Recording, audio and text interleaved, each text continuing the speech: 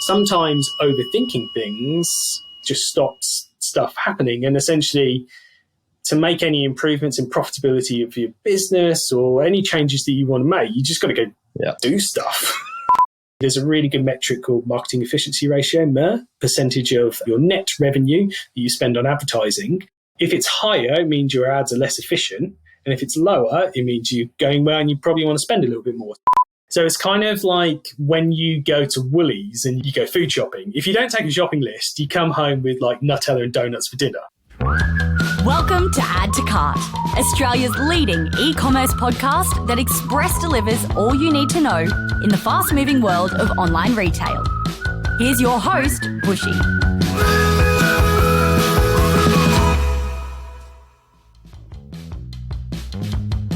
Welcome to another episode of Add to Cart. I'm Bushy and I'm joining you from the land of the Turrbal people, otherwise known as Brisbane, Australia. On Add to Cart, we welcome everyone to share and listen to e-commerce stories. The more diverse, the better. I want to especially welcome the traditional owners and the original storytellers of the land that we are on, our Indigenous and Torres Strait Islander listeners, to join us in our e-commerce conversations and our community. All right, full disclosure. Today's guest is a good friend of mine. We recently caught up. He was a bit miffed as to why I hadn't invited him on Add to Cart yet. Talk about awkward. And apart from my lack of planning and proactivity, it was actually a no-brainer for him to join me and share his knowledge and share some of the conversations that we've had recently on all things e-commerce marketing. I think you'll really enjoy his unique view on e-commerce and life. My guest today is Iain Calvert from Boom Ecommerce. You might recognize Iain from his unprovoked e-commerce tips on LinkedIn. He is an e-commerce consultant and trainer with 20 years experience. Originally from the UK, Iain now concentrates on the Australian market and helps Aussie brands do ecom better. In today's chat, Iain shares his nifty P&L hack for working out which areas of your business you should focus on. He gets real about Google attribution, and we hear his carefully curated shopping list for buying e-commerce businesses. If you want to take advantage of Iain's expertise some more beyond this chat, he is offering Add to Cart listeners a discount on his coaching, so stay tuned at the end for that code. All right, let's get into it. Thanks to our partner, Shopify Plus, here's our conversation with Iain Calvert, consultant and trainer at Boom Ecommerce. Iain Calvert, welcome to Add to Cart. You've already made me sick in our pre-chat. You've told me that you've got a hard stop because you've got to get to yoga and that you're going to Bali on Thursday. I'm not sure I'd like you as a guest. I've just been the typical stereotypical digital nomad-y sort of like type thing. I used to be really against it. I was like, no, I don't want to be known as digital nomad. I'm a remote worker. Just lean into it. It's kind of like some of the stuff I've done is sort of like side hustles. I hate the term. It's awful. I got a side project, but everybody calls it a side hustle. So just lean into it and just sort of like go with it. So yeah, I've got to go to yoga at 5:30, so 6:30, yeah. It's hard keeping up with what you've got to do between that and urban surf. Look, can I just say, if anybody's listening to this and they're in Melbourne and they want to go surfing, first one's on me. Or if you're just going, let's go, because I love that place. I'm trying to set up an event to do it. I've just got to find somebody, do an event. We should do an Add to Cart event there. Yeah, get me on a surfboard. That'd be hilarious. Yeah, let's do it. Let's do it. Done. We've jumped straight in. We've known each other for a long time, so hence the casual intro. So it's nice to do this, and we were talking about it, and you're like, why the fuck haven't you invited me on Add to Cart yet? And I'm like, I just haven't thought about it. We've had more beers since then, but I really admire what you've been doing in e-commerce, both before you started what you have now, and we'll get into that, but you've obviously got a long history as a retailer and leading agencies in Australia. For those who do not know Iain Calvert, the famous Iain Calvert that they've probably run into on LinkedIn, etc., can you describe to people what you do and why you do it? Yeah, I'm going to change my headline now on LinkedIn to the famous Iain Calvert, because if somebody else says it, it's true. There's this VC that I work with that he just changes his headline every time he gets like quoted or something. So, look, the short version is, as you can probably tell, originally from the UK, I love like wakeboarding and surfing. It's kind of my thing. I work for agencies in the UK, and then I kind of really started in my stripes when I started working for a retailer in the UK that sold skate, surf and snowboard clothing. It's called 2 Seasons, and I was the ecom manager there, so I did all the digital marketing and ran the team. And then we got bought by Billabong. So we became Billabong. But there I learned the fundamentals of retail, like when to discount, gross margin, keeping your costs low, like all that good stuff, like from a true retailer. And then I applied that to e-commerce. I ended up working for a business called Reload Media that some people would know sort of here. So we've had Craig Somerville on the show before. There you go. Reload, yep. That's it. Craig, my old boss. I was actually the MC at his wedding as well. So it's funny to call him my sort of like boss, and we still stay in touch.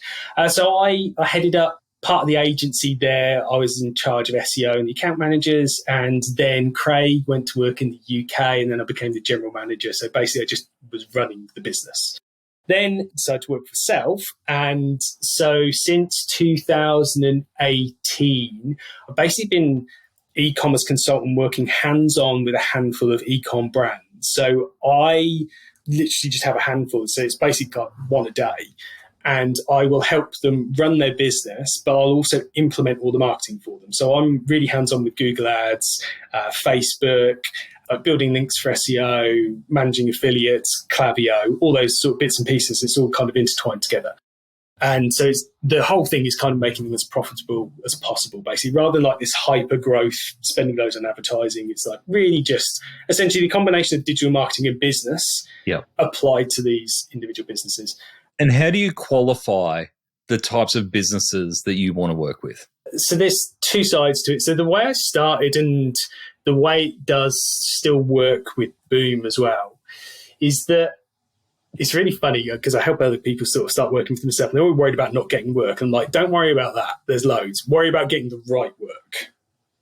Because the trick is if you've got shared values and what you're trying to do is you're trying to suss somebody out to see if they're going to be good to work with, because I'm the salesperson, I'm the account manager, I'm the digital marketer. So I've got to deal with these people. So essentially I've got to like them. And a lot of them just end up becoming friends. We go surfing together. And there's been some really amazing moments, right? It's like, actually, let me share one. So I was talking at Retail Fest last year, and a client of mine, we managed to pay off their mortgage. So their whole goal was to pay off the mortgage, kind of small family-run e-com business. So they paid off their mortgage, and then they bought an apartment on the Gold Coast. Yep. And I was doing the talk at Retail Fest, and my client said to me, hey, do you want to just stay in the apartment that you help us buy? And it was opposite the road, so like from the convention centre. And I just had this really nice little moment where you sat there on the balcony, 20th floor up, view, like literally view straight out to the sea. And you're just like, this feels pretty good. Yeah. This feels pretty good. So there, for example, I've worked with them for 5 years, and we meet every single week, and there's mutual respect. Do you generally work with the founders direct? Like, is that who you look for? Absolutely, yeah. And it's the same with the coaching as well. That normally what we do is we have the founder and then we have the marketer. Yeah. So the founder, they tend to be really good at product. They might be good at marketing or something like that, but we get them across the numbers that can be tricky to understand just by simplifying it. And then we work with the marketers to be sort of like, kind of like hands-on. But essentially it's the decision maker, right? Yeah. In those smaller businesses, because there's lots of them in Australia, and they're fascinating to work with. They're like, honestly, I learned so much from them. There's one that, I don't know if you suffer from this, I'd be keen to know, but I used to overthink things. Yep. I would literally make spreadsheets for days, like planning something like that. And then one of them said to me, yeah, I just do more than I think. And he does some really dumb stuff. Don't get me wrong. Like, you've really got to steer him. And just watching other people that I've worked for that are very successful, they just execute. Yeah.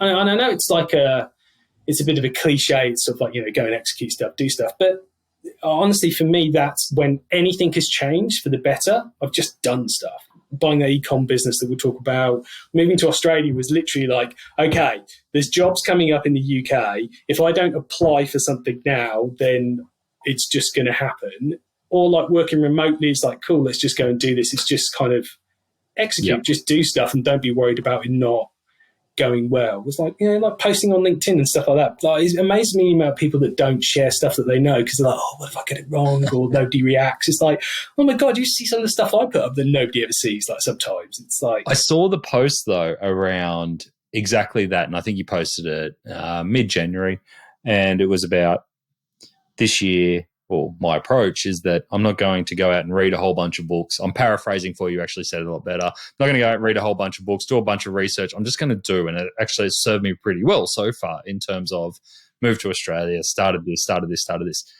Has acting on impulse and acting first without doing due diligence in terms of your personal life, obviously it's different with clients, but in terms of decisions you've made personally, has it ever backfired? Actually, no. It's really interesting. What happens is that you get yourself out of any situation you put yourself in. Yeah. Anybody listening to this, think about something that's happened that you weren't sort of like happy about, right? Or like yourself, right? You get yourself out of it because you've got no choice. So actually what it becomes about is what situations you're willing to put yourself into. And you think about like an entrepreneur, and I do not class myself as an entrepreneur in any way, shape or form, right? I don't identify as, should we say.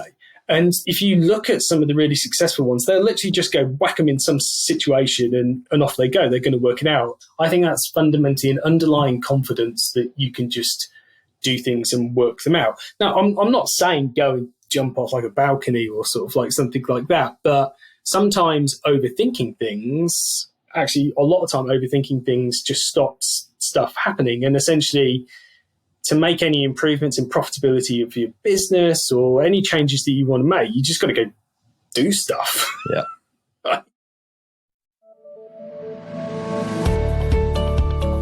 Shopify have put together their version of the Australian e-commerce Avengers. 10 e-commerce experts, including me, unfortunately, I think I'm the Hawkeye of the group, to give you tips on how to set yourself up for success this year. You'll even recognize some of the contributors from past Add to Cart episodes. Mark Bartzer, Kelly Slessor, Paul Waddy, Lisa Jones, and more will share tips from how to create great discounts, how to boost conversion rates, optimize email and SMS, even use AI to drive sales. It's all in there.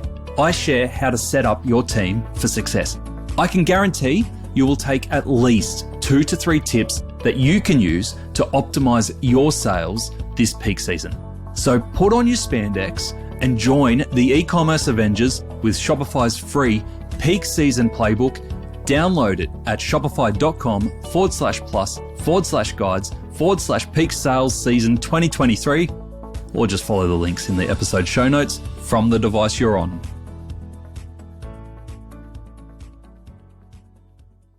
It's an interesting one because the side that I want to talk about is the conversations that you're having with founders at the moment. We're really early into 2024. I've already had a fair few conversations with founders, and the overarching themes that I'm seeing is there's a sense of stuckness, if that's even a word. They just feel stuck and lacking for ideas. Yeah, right. There's a sense of stress around profitability in that terms of sales are okay, like sales are flat or slightly growing, but profitability is a real struggle. Yeah, definitely. And I think there's a sense of a bit of loneliness from a few conversations that I've had, is that these founders just want people to talk to and work through their problems with. Is that what you're finding as well as you talk to founders? It's a bit of a mixed bag. So I think that loneliness thing is forever. Yeah. Like times when I've been sort of like at the top of the business, you're the only person there. That's tough. That's just sort of like how it is, which is one of the really nice things about this Boom community, is that essentially we just have a load of founders sort of like together and they talk about stuff. Yep. They'll go, oh, hey, this product failed and I feel like this went sort of like wrong. And someone's like, look, this happened to us. And there's some really magic moments there. And I think the more that those people can come together, and that's why I like any events that you've done. And I think what you're doing here is amazing because it's sort of, and I really want you to take it further, like with Add to Cart and more events and stuff like that, because I just don't want to organise them basically. So there is that. So it's really interesting. I'd say there's a bit of a mixed bag. Sort of like there's quite a few founders that are, if they've managed to get a break over Christmas, they'll come back and they're like, right, let's do this. Get on with it. Things slowed down last year. It's sort of like pretty tough, but there's kind of green shoots coming through. We're not out of the woods. Whereas you think about if we sum up last year, I remember the talk that I did or the panel that I compared at Global Retail was sort of like what to do if a recession comes. Yeah. That was sort of like the talk, right? We're not there. I'm willing to go out on a limb here and say, I don't think it's going to happen. I think it would have already sort of like happened. And I think we pay too much attention to the US and the UK, and we're a very different place. I saw some stats this morning saying that there was a 50% chance that rates are going to come down by June and the banks have rated it as 100% chance by September. No. Yeah. Anyway, there was all that sort of like last year, and things were tougher. It was definitely sort of like slow. It wasn't as tough as the end of 23. Like I remember, Jesus, it was like October and stuff. It was just, it like went zoom. So the ones that got a break, they come back and they're like, right, ready to go. There's kind of some sort of like green shoots sort of like coming through. But then if we go to the numbers, of which I do really enjoy because I don't think it's very hard to fudge proper numbers, conversion rate in October, and for me, conversion rate is the definition of how many people are buyers compared to window shoppers. Mm-hmm. And October, conversion rate dropped. November, conversion rate was pretty good, not as good as the previous year. So year on year, slightly down. Mm-hmm. Most people were up sales-wise, but they were spending more on advertising to get people there. And then December, conversion rates down as well. Obviously varies across different sort of like industries, but I'd say as a trend across, I probably have access to about 20 different brands intimately sort of like with numbers, and that was consistent. There's a few outliers and stuff like that. So they're sort of a little bit apprehensive, but kind of just want to get sort of like to it. And I acknowledge my bias that I'm always optimistic. And having been through the retail cycle many, many times, because I'm 43 now, so I really started sort of like when I was like 23. So we're going on like 20 years. Is that you see it go up and down with the economy, right? That's the way our economy is designed. It's like there's peaks and troughs, and we're essentially consumer spending. And so we're at the forefront of that, basically. Look, I think there's a lot more optimism out there. And it's interesting, I'm seeing some really good stuff come through because we've got all those issues with Facebook with iOS 14.5 and what was that, like May 2021. Like there's Advantage Plus shopping campaigns. They're great. They're brilliant. It's just like really, really good. Got some really good clients running PMAX campaigns, sort of like in Google, with just running sort of like PMAX campaigns, and starting to get some results. Like ad costs are sort of like up. I was having a conversation with someone the other day around PMAX and Advantage Plus, and is there a risk? So if you want to be the optimist, I'll be the pessimist in this conversation. Is there any risk that we all get comfortable that it seems to be common that, yes, they're performing for everyone really well and better than almost managing it yourself for a lot of people? Yeah. Is there a risk that we turn them on, leave them on, and then Google and Facebook adjust the numbers, and over time we just get a bit complacent and they just don't perform as well? Wow. Well, that's a very good question, and really kind of brings us to our topic of conversation about profitability, right? Yeah. Because that's where a load of people have got caught short before. So there were so many ecom businesses just based on Facebook and Instagram ads. You could sell like a $50 top for like $5, as in a conversion cost, right? So you're like, just keep turning up, off we go. And what I have seen throughout my career is that every now and again, 3 to 5 years, something major comes along that really shakes stuff up. And if you're reliant on one channel, then that causes you a problem. So it's like a good investment portfolio. You want it fairly diversified. Like you don't just want Shopify shares, right? Because they went gangbusters, but then they come down. So if you've got multiple channels firing, and if you are genuinely across your numbers on a weekly basis, and I do believe unless you are like a $100 million, $300 million business, every week is enough because it gives you enough of a pattern that you will spot it. Because essentially there's a really good metric called marketing efficiency ratio, MER, percentage of your net revenue that you spend on advertising. If it's higher, it means your ads are less efficient. And if it's lower, it means you're going well and you probably want to spend a little bit more. So you would see those numbers, and this is the way I manage all the accounts from a $500,000 site to like a $25 million site. We see those numbers going up and down. We start making adjustments. So you can stay on top of it that way. And I think that's the way to manage them very well. It's like automation is great. Machines are there to designed to help us do things, but you question it every now and again. So, for example, like I set up a meta campaign the other day and it was running and I said, hey, this is what I want, essentially sort of like sales. And for some reason it picked one ad, the click-through rate was low, but it was making sales.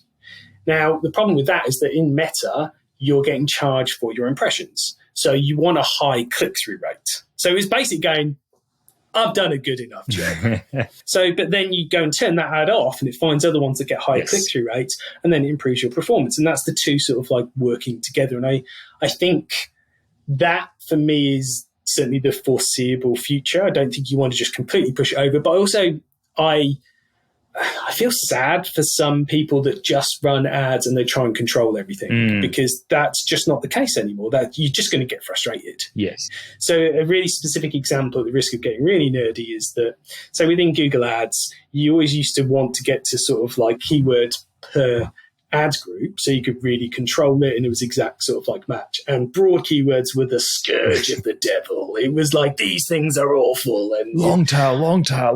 Yeah, right, all that. And admittedly, when broad targeting first came out, it was terrible. It was awful, right? But they've made so many improvements to it, and actually, my Google rep convinced me to try it, and I was like, look. Because of the client you introduced me to, the school of thought, does critical thinking, you've got to be open-minded to these things. So I was like, I will try this again. Yeah. And it went gangbusters. It was great. Like, I'm massively sort of like on board with it. And I think it allows us to do more with less people. And I think if anybody's listening to this and they're sort of on the fence, whether they want to admit it to themselves or not, is that that's the trend that is Google and Meta are going down, right? You're not going to be able to sort of fight that. You can bitch and moan about it as much as you want, or you can focus on other areas of the business that you can have impact on, like learn other channels, learn Klaviyo, learn about the finances of business, learn about shipping, all of these other sort of like bits and pieces. And you're adapting, and you will always be employable or always sort of like get clients. You know the most amazing part of that story? You've got a Google rep that you can talk to. Oh, got lucky. If you want to get into it, Meta, my God, I have never spent so much money with the business and got such poor service. Google, it depends who you get. This account spends like $1 million a year, so they kind of like love us, and they're good, and the person's ex-agency, and they kind of like understand.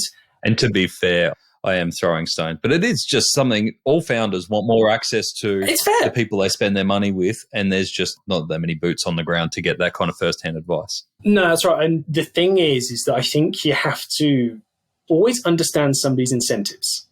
So if you understand their incentives, you can understand the way that they're going to behave when push comes to shove. So, for example, if you're paying somebody a percentage of what they're spending on ads, it doesn't matter what good person they are, how well-intentioned they are. When push comes to shove, if their boss says, hey, we've got to get this ad account, or we've got to make more money sort of like from this, the choice is always going to be to turn stuff up, right?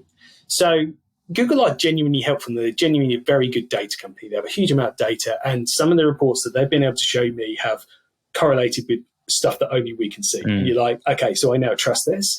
But there's an underlying spend a bit more. Spend a bit more.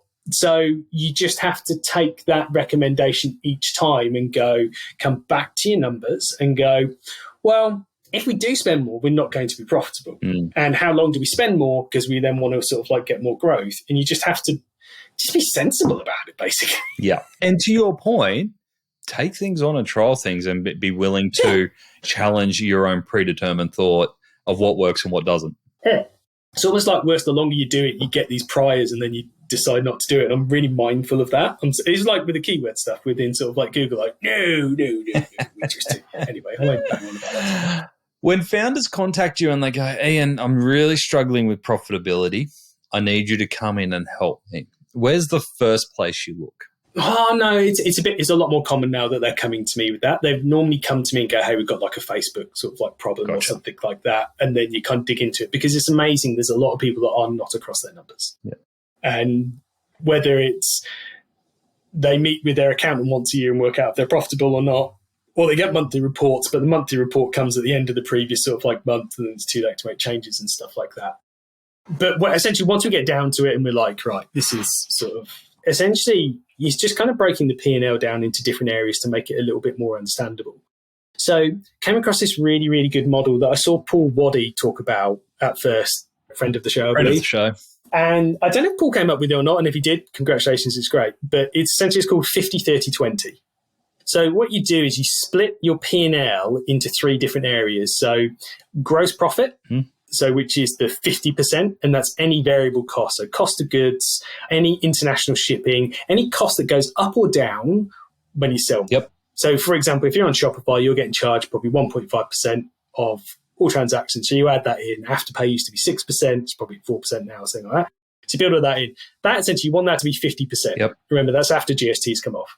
Then you've got your expenses. So rent, paying people, advertising. The stuff you're stuck with, whether you sell $1 million or you sell $10 worth. Exactly, your fixed costs, right? Yeah. And it's interesting because essentially marketing has always been seen as a fixed cost, but Google and Meta have convinced us that it's now sort of like a percentage, which I'm on board with, to be quite honest, because it's sort of like work. So you then got the 30%, and then the 20% is the net profit. Yep. Now, I'll be honest, the 20% is pretty optimistic, sort of like for most, particularly with our costs sort of like going up and stuff like that. But I think it's still doable. Mm-hmm. You can go for it. So essentially, you then group all of your expenses into that, and then you go, well, your gross margin's only 40%, or it might be 35%. And so that's an opportunity for improving your profitability. Yep. So this was actually some of the criteria for me buying an e-commerce business. It was only 30%. I'm like, well, let's just sort of like increase that. So you can then quickly pinpoint where you need to focus. So often a no-brainer is that people are either over or underspending on advertising. Mm. So it's so common to hear somebody spending like 40 or 50% of their net revenue on advertising. And you're just like, for those of you not watching the video, I'm pulling a very strange face. With pain to that face. Well, yeah, that's right. And there's this whole industry that's geared up for you to sort of like spend more on it. As my pastor would say, is playing the pokies. Another spin, another spin, another spin. Yeah. I mean, you know, that $1 million account that I'm running, like spend, is like, it's still turn budgets up. You're just like, where does this end? So what you do is you externally validate it. And all I do is, honestly, I use the dead simple spreadsheet. I'm more than happy to share it with everybody in here, and I use it across all the businesses. And you basically just put in all your costs, and you see on a weekly basis where you sit 50, 30, 20, because it will fluctuate sort of like sometimes. And that allows you to then manage it. It allows you to keep an eye sort of like on it. So to answer the original question, essentially it's normally, you make sure that the gross margin is good, as in the cost of goods are low and stuff like that. And then you look at the advertising costs. And essentially the most successful and best businesses have got really low OPEX or operating expenses. So they're spending less on advertising because they've got some type of community or some type of brand that's really, really strong, where people then sort of like coming back to it. And essentially what you want some advertising, but not a massive amount of advertising. But to not advertise, you've got lots of hard work to do, because you've got to then build a community and all those sort of bits and pieces. So, ad costs. That was going to be my question to you around MER, marketing efficiency ratio. And we've had this come up a couple of times before in previous conversations. Awesome. So good. It's similar to ROAS in terms of it tells you what's happened straight away. How do you measure MER, and keep in mind that sometimes you want to do exactly that. You want to build brand, you want to build community, so that in the long term you can turn down the dial on those variable costs and rely on returning customers and loyal customers. It's a good question. So MER is essentially a very similar way of measuring return on ad spend. So return on ad spend $1, get $5 back. MER, the same example would be we're spending 20% on advertising. Now, the thing I love about MER is that it makes you think about what you're spending, not what you're getting, which is more of a kind of like a reality check. And it basically forces you to understand the P&L. Yeah. So, and I think anybody that is spending any money for a business with any advertising needs to understand their P&L so that they can then make good decisions. Because honestly, there's a lot of people who show this and you're just like, oh yeah, we can't turn that up because then our expenses will be like 40%. And then we went here and I was like, well done, we're there. Now, let's define how we're defining MER, double define. It is everything that goes on marketing as a percentage of your net revenue. So net being take off your GST. And so you could be doing like performance stuff, Google and Facebook, and then you could be doing sort of branding stuff, and the branding stuff doesn't pay off sort of like for a while. So there's basically a lag number. Yep. So you might spend loads on like a branding campaign first 6 months of the year, but then you don't see it until sort of like the last 6 months. And that is literally the $1 million question, is when to spend and when to sort of like stop spending. What early signals are you starting sort of like to see? Is your conversion rate starting to go up? Because think about what we were talking before, like conversion rate essentially is that there are less window shoppers. There are more people taking action, and they're taking action sort of like for a particular reason. And I remember kind of really cracking this when I was working with, it was like a car hire business. They did like comparison and stuff, and we wanted to do branding stuff. This is years and years ago. And the owner, super smart, super switched on, like one of the best business people I've ever had the pleasure of working with. And he was like, why don't we just spend it and see what happens? And it was so simple. It was brilliant. Whereas you get these people trying to do attribution of this happens over here, this happens over here. And it's like, it's not data that you can then trust. What you can trust is money in, money out. And essentially it's how ballsy you are to sort of like to spend sort of like for how long. That's the best answer that I can give you, because essentially it's an absolute art. And you can also shoot yourself in the foot with MER. Let's say your target MER is 10%. And so you keep it at 10%, but your sales are going down. So you just keep it at 10%. So you're going down. So actually you want to put it at 12 or 15 and push it sort of a little bit higher. The trick is knowing when to push. For me, I push when I see conversion rate go up. So you push that sort of like a little bit harder to then get that sort of return. And I think that's why I've always enjoyed being very hands-on with businesses, because you're essentially pulling a lever and you just get like an intuitive feel for it. You're like, okay, we've done this over here and then this has happened here, but then this has happened over here. So it looks like working. Whereas if you are purely just looking at Google Ads is designed to say, hey, we're doing really, really well. And if you ever dig into attribution, it's a guess at best, and that's being polite. And they say that. They're like, if you read their terms and conditions, it's a guess. There's a little 2 that comes up in the meta. This is my emotional hotspot. There's a little 2 that comes up in the Facebook ad manager, and it basically says next to the results, and you go over it, and it said, this is statistically modeled. And you're like, right. So that's why I start measuring it money in, money out, and it just works really well, basically. When you're looking at MER, is it a signal, almost like a flag for you, that you then have to dig into individual channels occasionally? Yeah. So now this is where it gets a little bit tricky, because essentially you need the information from the platform to say how well it's going. However, what I do is, instead of looking for like little incremental changes, because that's just noise, basically, you're looking for a massive change. So let's say you're running 10 campaigns, which it probably wouldn't be, but let's just say you are for the argument's sake. And there's one that's costing, it's reporting, it's guessing that it's $100 per sale, and there's another one that's at $20 or $30 a sale and it's getting volume. That's a clear signal that that's working better than the other one, so you can then start turning that off, right? But if you want to get to the next level for MER, and this is something I'm working on with quite a few clients at the moment, is that what you do is you set up a campaign per product category or a group of products, and then you measure how much you're spending on that campaign. So let's say you're selling, I don't know, headphones, just I've got a pair on, right?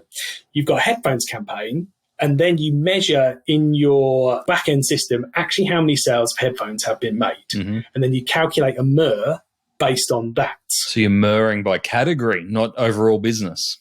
Exactly, right? So that's level 2. So then you've got some levers that you can start pulling, because what a mistake that digital marketers make is they go, hey, this is selling, so just put more into it. And you're like, that's cool for SaaS when you're essentially saying usernames and passwords. But in e-commerce, we bought the stock 2 months ago, so we don't know what's going to sell. So if you sell out of that, that's not good for us. So whereas if you can control by category, so you might have a high weeks of supply for something, you can then push sort of like more into that individual category and then measure it that way. And to be honest, that I haven't come across software that does it. If anybody's listening and they've got it, hit me up. I'm keen to start using that for clients. That's basically just Excel and just doing some VLOOKUPs to get the sort of like the 2 together. And then you kind of get this sort of like control of the business. So you're then controlling stock by locations. If you want to go to the next level and you've got multiple warehouses, and so let's say you've got a warehouse in Sydney and Melbourne, then by category, you can create your campaigns by warehouses and categories, because you might be running out in the Sydney warehouse and it costs loads of money to transfer it to the other. So you can push harder in one and then sort of like kind of pull it back like that. You've got a MER machine. You can have that one. Oh, that's a good name for it, the MER machine. Yeah, to be honest, I was going to write an article and kind of share it with everybody. I just wanted to get some really solid results, sort of like from everybody. Yeah, to be honest, everybody I tell about, they're like, hey, let's go and do it. There's a coaching client I work with, I kind of half mentioned it, and they just went and implemented it. And I was like, hey, there's a bit of a transition that you've got to go through. It's like, no, we're on it. But again, founders, they just do stuff. Sorry, I'm interrupting this conversation because I have a message for any sales folk listening who are in e-commerce services or tech. What if I told you that you could meet Australian e-commerce decision makers in their car, follow them to the gym, even join some of them in the bathroom? Well, if you sponsor Add to Cart, you might be able to do that legally. We have sponsorships available for 2024 right now. Come join our industry-leading partners such as Shopify, Impact.com, Convert Digital, and Farsight in helping to bring amazing conversations, events, and more to our e-commerce community in 2024. Email me directly at nathan@addtocart.com.au for the full 2024 prospectus. And in the meantime, don't get any ideas about bathrooms.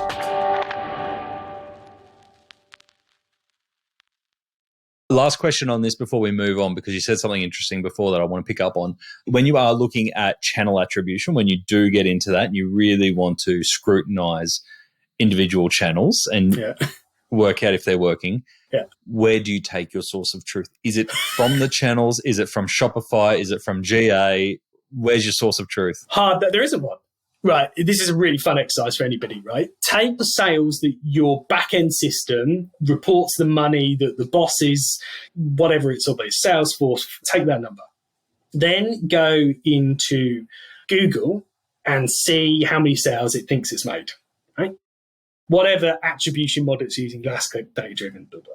Then take Meta and see what it's claiming. Then take Klaviyo, if you're really going for it, like take Pinterest, any channel that's reporting and trying to get you money, add it together, you're probably going to be at about 250% of your sales. Yeah, go and retire, cash in your chips. Yeah, that's right. It's just, it doesn't add up. Yeah. So after many years of trying to solve this, I essentially just realized the simple approach is the best approach, because you're better to have really solid data that you can make a decision on.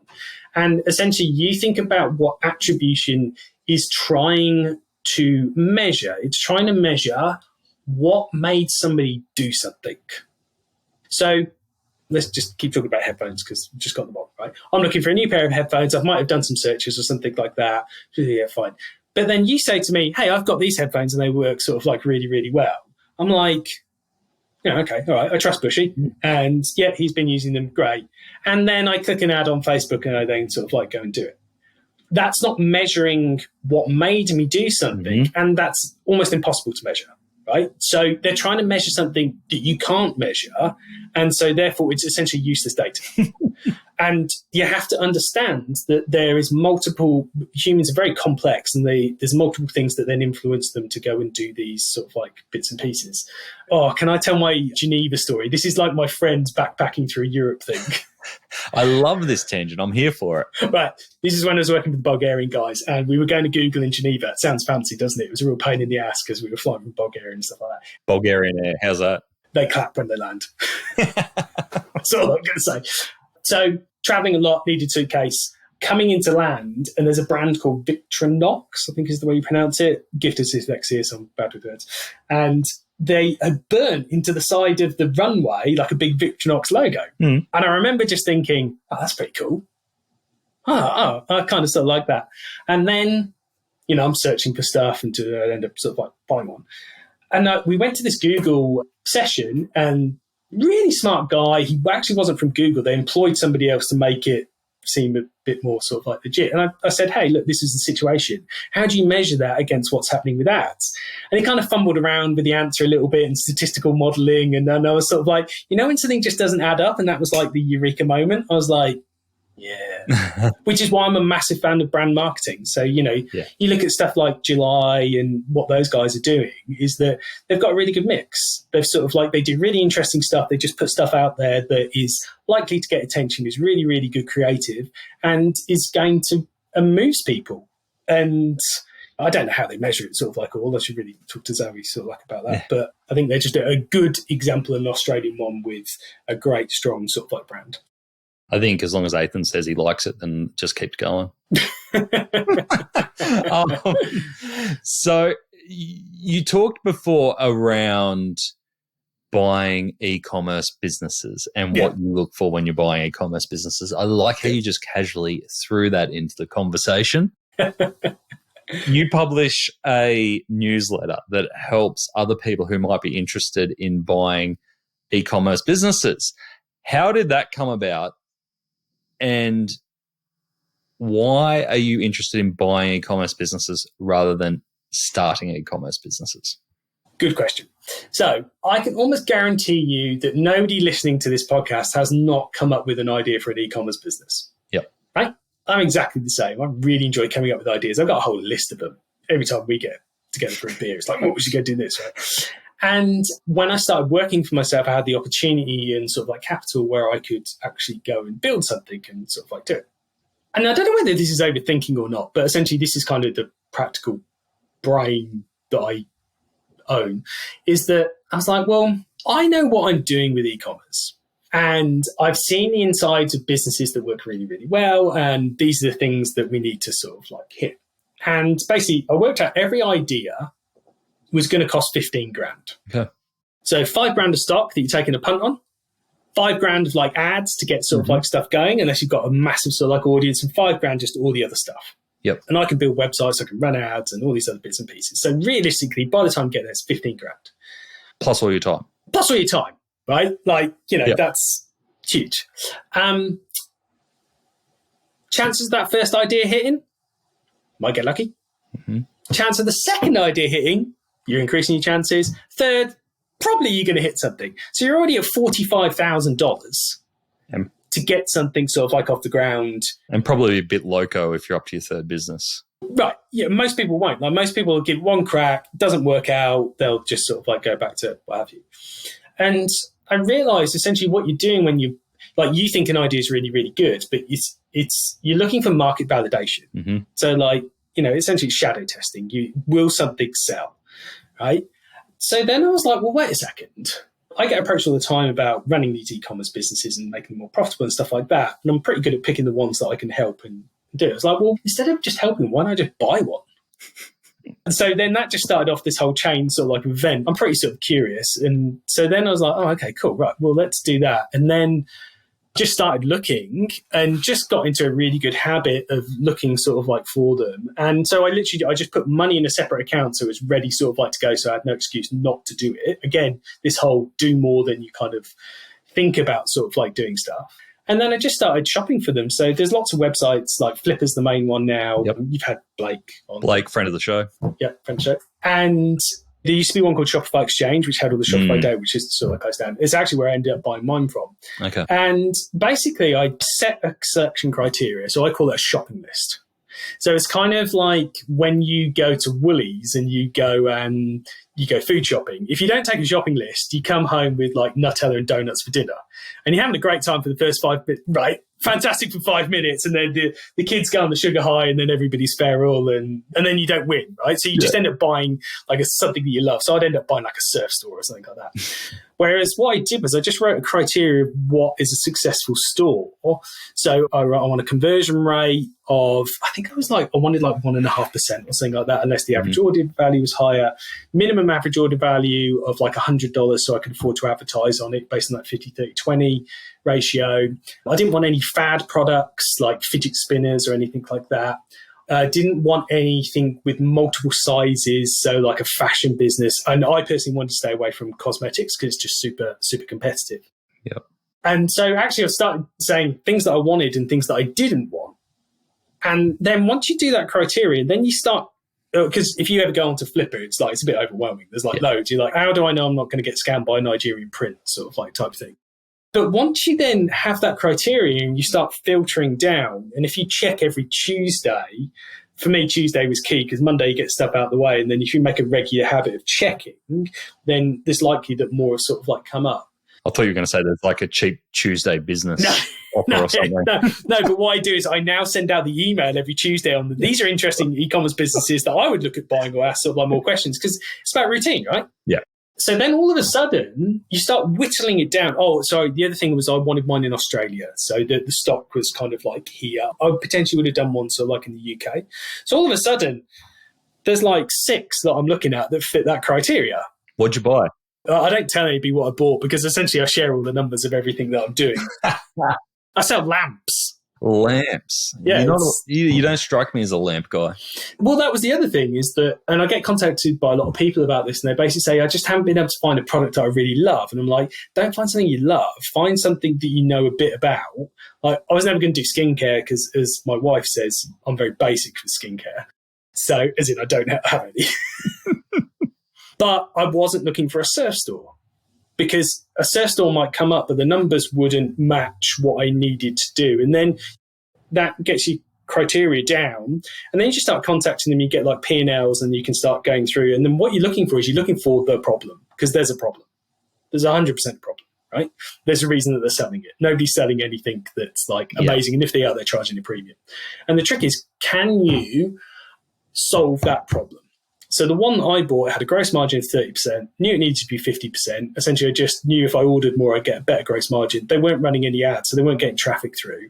They were literally doing everything themselves. So I was like, well, I'll just bring in a 3PL and I'll model it sort of like up on that. And it hit the criteria. And I'm like, okay, so I've said I'm going to do this. The money's in a separate bank account. I've got to kind of do it, because I find people put up all these barriers. They're like, oh, I can't find this, or whereas if you kind of set yourself up to then go and do it, you then it just sort of happens. Again, it's more like doing rather than saying. But I mean, interestingly, so mine cost 5,000 Aussie. Yep. That was it. And essentially what I bought was market proof that this product sold. I had to go and order a load of stock. I had to put quite a bit in sort of like stock, but essentially I remember placing the order and thinking, oh, well, if this goes wrong, I was like, well, if this goes wrong, I'll just go down the market and I'll sell them at the price that I bought them for off the Chinese guy. It's like... Or you'll have a very well-lit apartment. Or I'll have a super well-lit apartment and a big electricity bill. They call it fear setting, right? And I think once you kind of break it down into that, and literally just writing it down just kind of sort of like helps. And to be honest, it's just been so much fun. Yeah. It's just been great. It's like the random stuff that has happened, just sort of like without the people you get introduced to. Like I remember placing the order with the factory in China, like, okay, cool. So just to finalize the order, we just need your company stamp. What? Like company stamp. So I drove down Officeworks. Like a physical stamp? Like a physical stamp. I mean, I should have just done it on Canva or something like that. Yeah. Right? But like, I went and got a physical stamp, spent 2 hours lining up all the letters of the official company that I'd formed sort of like to buy it, to then stamp it and send it like, great. Oh. And then I just sent the money to some random Chinese bank account in US dollars and was like, hopefully it turns up. And it did. So yeah, it's good times. Great times. Yeah. And how do you fit that in with everything else that you've got going on? Poor cousin. Definitely the poor cousin. Okay. Yeah. But profitable is paying its way? Yeah, definitely not 50, 30, 20. Yeah, profitable. If I probably add in my time, probably not as much. So it's interesting that the challenge is that essentially there's only a couple of SKUs. Yeah. When did I buy it? Like 18 months ago, something like that. And so I've been getting samples, but because I've been traveling a lot, which is kind of the digital nomad-y thing, but it was actually because we just had to move twice in 8 months because of everything that's happening with rentals in Melbourne and stuff like that. It became sort of like the poor sort of like cousin. So I need to probably get up to about 10 SKUs, and I also need to get repeat customers coming through. So I think that's a big learning for me in the learning realization that the next one that I buy would definitely, there needs to be more repeat sort of like customers sort of like coming through. Yep. What a great way to practice what you preach though. Oh, yeah, that's it. And to be honest, I think that goes quite far with people, but I just wanted to do it, to be quite honest. I was like, yeah, why not? And then I just came up with this really good line. The marketing brain came, it's like, I bought an e-commerce business for the price of a holiday. And it's like, people are like, I could do that. I was like, yeah, you can. Like, go nuts. Once you've got that selection criteria, there's a few tricky sort of like bits that you've got to sort of get through, but I mean, I worked it out. Speaking of being excited and curious, what's caught your eye in terms of new tech that's out there at the moment? Is there any platforms, any SaaS, anything that you're like, oh, you've got to get in and try this? Do you know what? It's funny. I don't think this will surprise anybody, but obviously we agree some questions sort of like beforehand just to give it sort of like structure. Like, to be honest, we've gone off on loads of random tangents. Questions actually. Yeah, but it's funny. I remember that same through and I was like, I really gave me pause for thought because... And I think the way you phrased it was sort of like, but you can't say AI. And I'm like, no, that's fair enough. And it gave me pause for thought because I actively shy away from the new shiny things because I've been through that process, right? Of, oh, that's new and shiny, let's go and do it. And it always comes back to a lot of time the value's not there. Whereas the stuff that I find really interesting is like, let's say when I talk to you or I'll give a shout out to Paul Goldston now, sort of like from Shopify, and just some of the things that you guys see sort of like happening, or Kate Collinson, who's been on sort of like the show as well. She does very similar friend of the show. She does very similar sort of like work to me. And so I trust those opinions that it's like, does it work? Does it sort of like move the needle? But I appreciate that's not everybody can do that because they might not sort of like have those connections and stuff. So I genuinely gave this quite a bit of thought. And what I landed on was that I'm really excited about businesses learning more about their customers. And the way that comes geeky and manifests itself is that because obviously all the third-party data is going away where Facebook collects it. Whereas if a brand collects it as like zero or first-party data is in there explicitly you ask a customer, hey, you signed up for this mailing list, but what are you kind of interested in so we can tailor it sort of like to you, and then building that up. Because again, that's just good retail, right? It's just good retail. It's like somebody walks into the store, hey, what are you looking for? You know, where are you from? What sports? All those bits and pieces. And you're like, well, that solves a lot of the problems that are coming down the pipeline if people are going to lose that sort of like data. And it's pretty easy to do. Like this thing's like a shout out to Akendo, I think is a great platform. They do these surveys where it kind of like pops up and says, hey, you know, you're an existing customer. I don't know, let's say you're selling furniture. Are you renovating a room in the next couple of months or something like that? And then you can customize it to people. And that's just smart, right? Yeah. I love it. So it's not necessarily what's coming down the pipeline, but looking at what's already available out there. Like there's not a lot of new problems, is there?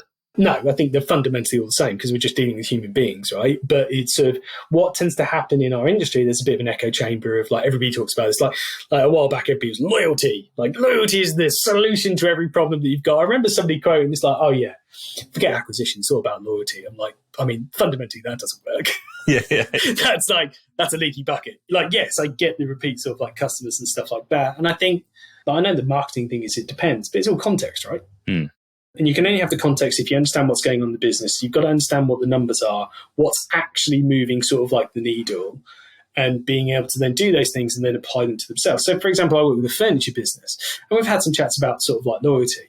And you're like, all the loyalty programs out there are sort of designed for like fashion and cosmetic businesses where there's repeat purchases, all these sort of like times. You're like, well, yeah, I mean, the life cycle of somebody buying furniture is sort of like a lot longer, so it has to be done very differently. It's sort of like we have to really kind of think about what is going to incentivize people rather than just go, hey, here's a point system and go fill your boots and you've got to use it in sort of like 3 months. It's not going to work. So yeah, I suppose that's why I stay away from the new kind of shiny stuff.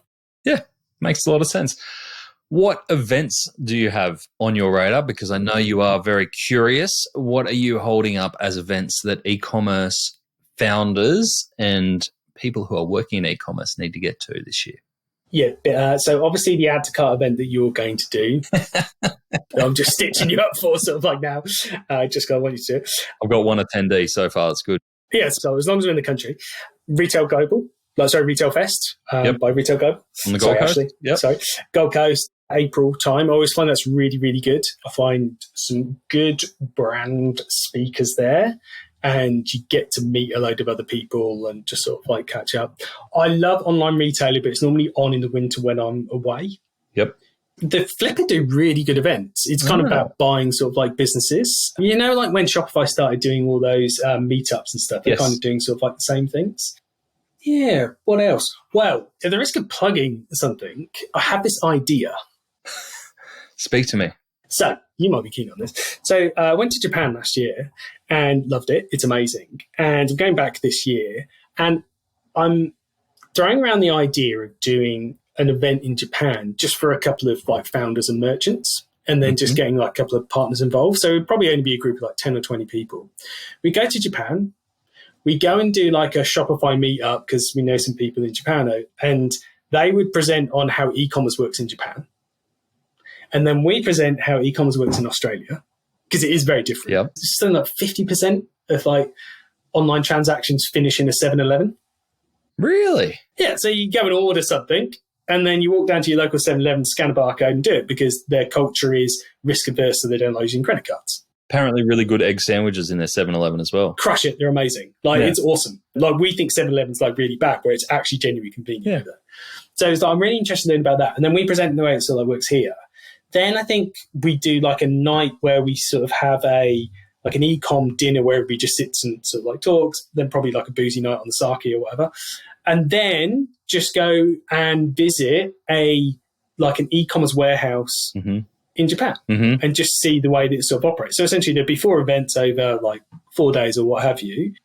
Come along, see what it's like, and then take like a holiday sort of like afterwards. And so if anybody is keen on that, I'm keen to sort of like chat and talk about it. I'm making a commitment now. It's real. It's going to be June or July, basically. Okay, beautiful. I'm actually over there in July, but I'll be with the family, so I won't be warehousing with you. I'll be Disneylanding. Just come over earlier. There we go. I can do July. Yeah. What about you? What other events are you? iMedia's pretty good from what I hear. I've never been invited. Thanks, guys. iMedia's great if you are a retailer, and I've been there both as a retailer and a vendor. Yep. Retailer, you get everything for free, accommodation, put up the whole lot. You know the deal is that, but they'll do one-on-one meetings with vendors who pay for you to be there. Yeah. And I know from a vendor perspective, a lot of vendors go, if you actually need to get deals done, it's a good place to get deals done. So, because it doesn't feel salesy, like it's actually a really nice feel there. It's like, yeah, that's a really good one.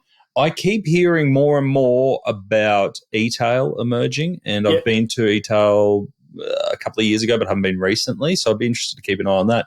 But I am also... When is e-tail? I think it's May. I could do that. But I'll definitely be at Retail Global with Ash and the team, and we might be doing a few little sub-events around that. Yep. And I'll definitely be at Online Retailer because I'm working with those guys as well to do a little activation there. So to me, you know, they're the key ones, and I think it's a great way to get everyone in one spot and have all those conversations. It's awesome. It's like water cooler chat, isn't it? Yeah. It's like, actually, in fairness, like anybody that's still running like Shopify meetups, so the Cut in Perth, they still do them. I think Reload are still doing them in Brisbane. I'm pretty sure Process are doing them in Sydney as well. Yep. They're pretty good. Oh, and Ecom Nation do them in Adelaide now, don't they? Yes, they did one in Adelaide. We will be doing, I haven't even announced this publicly. Here we go. We will be doing Add to Cart socials again this year. We kind of tested the waters. We're going to do Brisbane, Sydney, Melbourne. Yep. And we have a really interesting format in mind. So it'll still be predominantly social. Come and meet some new people, catch up with old ones. Mm-hmm.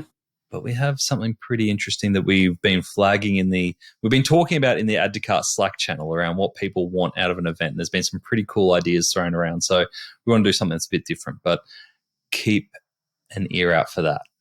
Iain, this has been such an awesome chat. Probably a little bit more filtered than our normal chats, but very useful. I think if you are, a couple of areas that we touched on around if you are considering going freelance, I think the conversation right at the start around there's more work out there for you. You've just got to have a bit of a structure. If anybody's thinking about it, just reach out to me on LinkedIn. I'll tell you everything you need to know. Great. It's a no-brainer. Something for the marketers out there around MER and how to attribute, and then something if you're looking to buy or sell a business. So we've covered a lot of ground. What's next for you and Boom Ecommerce? So we're building, I was going to say we are because it's happening. We're building the most profitable community of ecom businesses in Australia. And it's great because the focus is on the profit rather than the top line growth. You've got to have top line growth to get some profit, but it's easy to get it sort of like masked.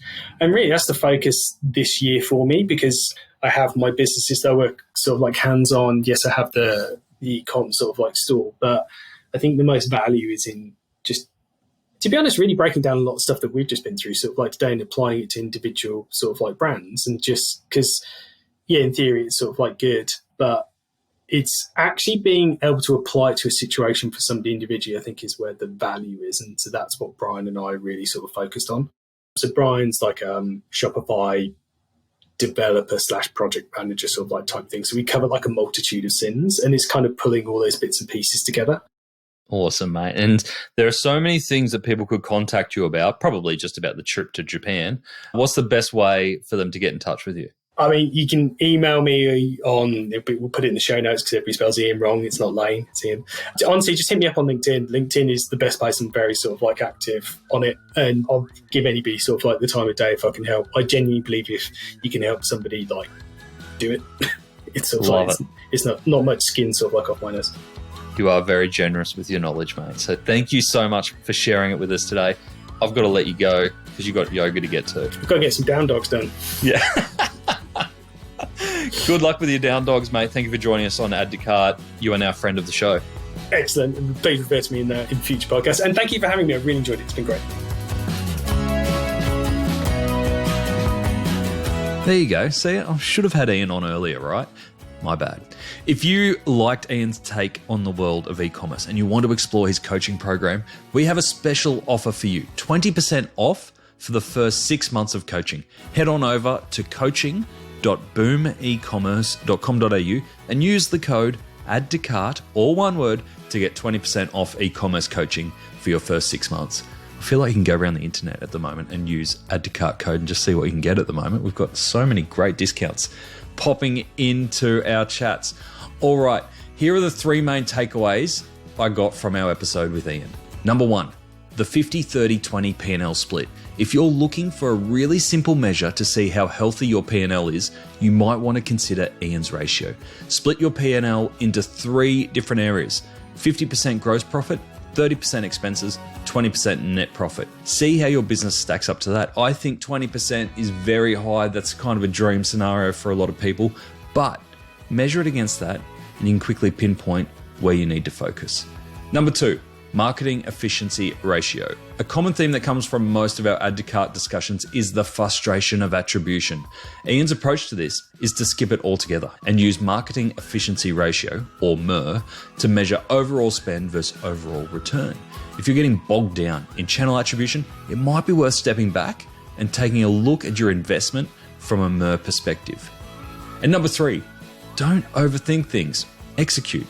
If you don't get the theme from our first 2 tips, Iain is not a fan of overcomplicating things, and he applies this to both e-commerce and his life. Rather than waste time on unknowns, Iain's philosophy is to execute and then adapt. And as you heard from him, most of his initial leaps were usually right. I bet it's the same for you. Thanks for joining us today on Add to Cart. To listen to all our e-commerce conversations, now in the hundreds, you can head on over to addtocart.com.au. There, you can also join up to our free private Slack community to share e-commerce ideas, tips, and questions with other listeners. You can also subscribe to the Add to Cart weekly newsletter and browse some of the video highlights from our chats. There is a lot there. That's addtocart.com.au. And if I can ask you one thing before you go, if you enjoyed today's episode, make sure you share it with a friend or a colleague who could benefit, or leave us a review. It really makes a difference. Thanks again for listening, and until next time, keep those customers adding to cart.